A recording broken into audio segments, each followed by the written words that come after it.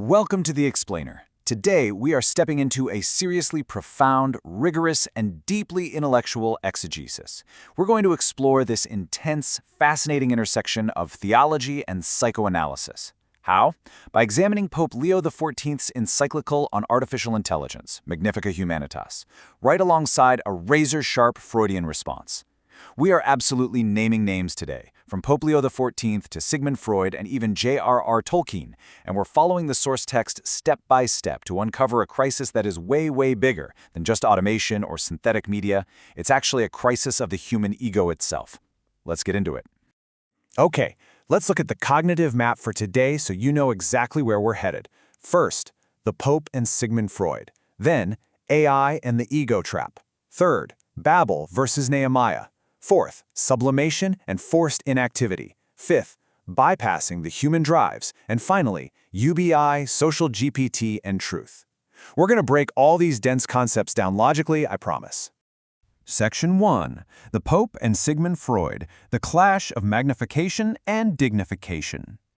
Right. So this brings us to the central ideological clash. Pope Leo XIV is warning us of a crisis that threatens human dignity, but the Freudian response steps in to supply the exact psychic mechanism for this alarm. I want to emphasize the exact source language here, because it's brilliant. Quote, "The trap is to magnify the ego when the task is to dignify the drives. That is the absolute crux of our entire exploration today.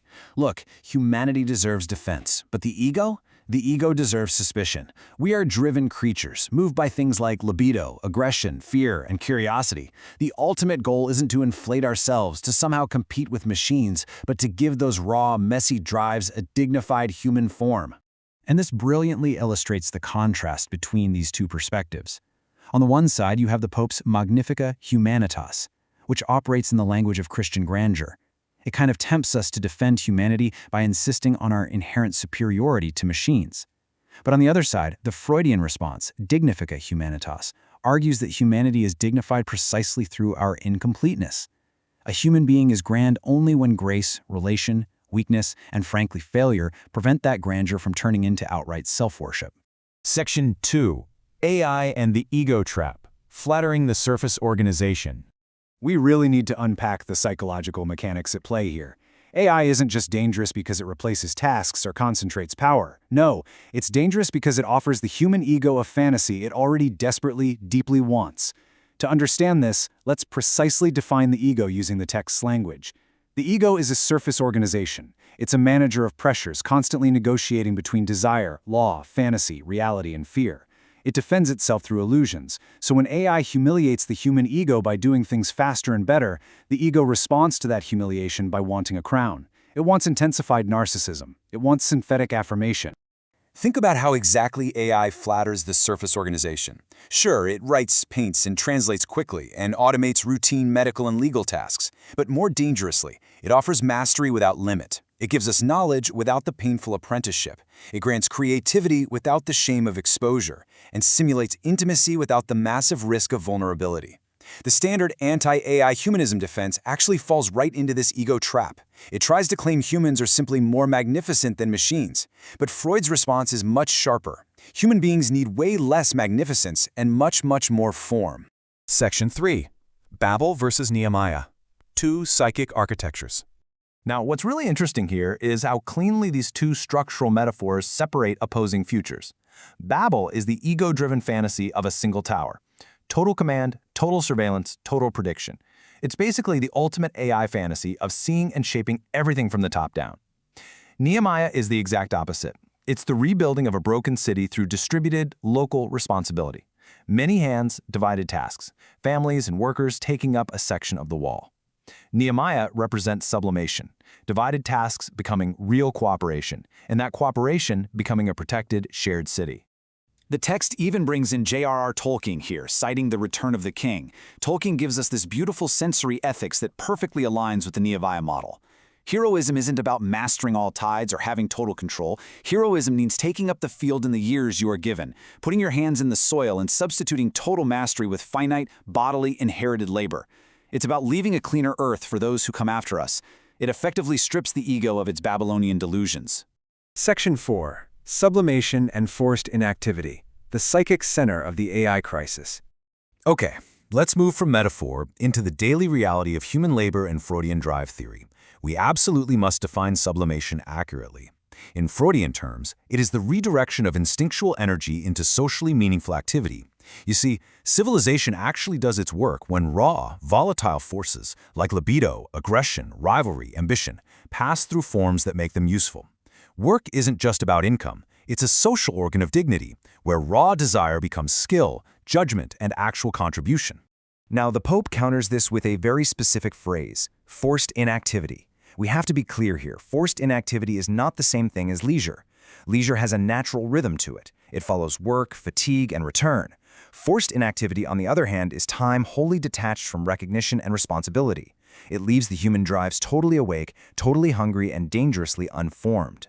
And what happens when these raw drives are just abandoned to digital platforms?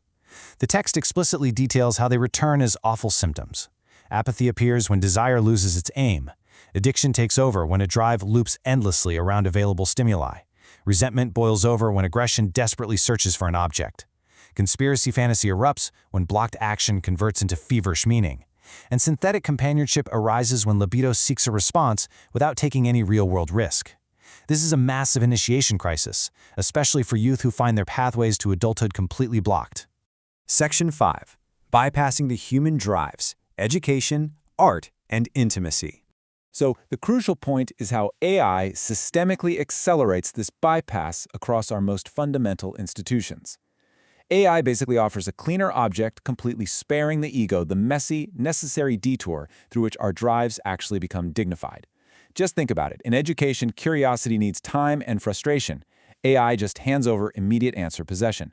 In art, fantasy requires delay and technique. AI provides generated grandeur at the push of a button. In intimacy, libido requires the opacity and conflict of dealing with another real human. AI offers synthetic, risk-free companionship. And in politics, aggression needs to be bound by law and debate. Platforms bind it to outrage and engagement metrics instead. AI literally removes the very difficulty that forms us as humans. The text puts it so perfectly when talking about art. Quote, "The human danger is not that machines make images. The danger is that humans use generated images to avoid being transformed by making." We really have to obey the source language here. The core issue is the psychic passage and the refusal of generated grandeur. The ego is more than happy to just enjoy the generated grandeur while completely bypassing the vital, transformative fantasy work of making something itself. Section 6. UBI, Social GPT, and Truth. Systemic Solutions and the Digital Commons. So what do? How do we restructure this? The argument is that we must merge the material floor with the symbolic floor. The text references a brilliant Turkish formulation called malumat fazlası, which translates to surplus information. Every single day, we generate massive value through our language, our prompts, our metadata, our interactions. Right now, platforms capture all of this.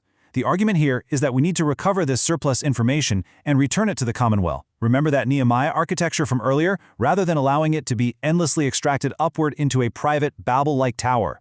Now, this informational surplus could actually fund a universal basic income, but UBI on its own is psychically ambiguous. We don't just want passive welfare, where money disappears into private consumption, or AI workfare, which coerces people to prove their worth through metrics. The systemic solution is a dignified UBI. That means combining a material floor of unconditional income with a symbolic floor that actively opens up pathways for care, study, art, and ecological repair. It's about giving time a meaningful form, not just a penchant for exclusion. The text names this symbolic floor Social GPT. And to be absolutely clear, Social GPT in this context is not a new chatbot brand. It is a structural concept for organizing the digital commons. Its task is to make rights legible, map out local projects, coordinate care, and help people find meaningful routes into contribution without ever coercing them into some dystopian metric score. Let's move to how this builds our understanding of truth and the human subject. Because Freud and the Pope both demand the right to appeal, the social recognition that a person always exceeds their data. A profile freezes a person as a predictable pattern. It's basically an anti-biography. But a true human biography? That remains open through error, speech, and repentance.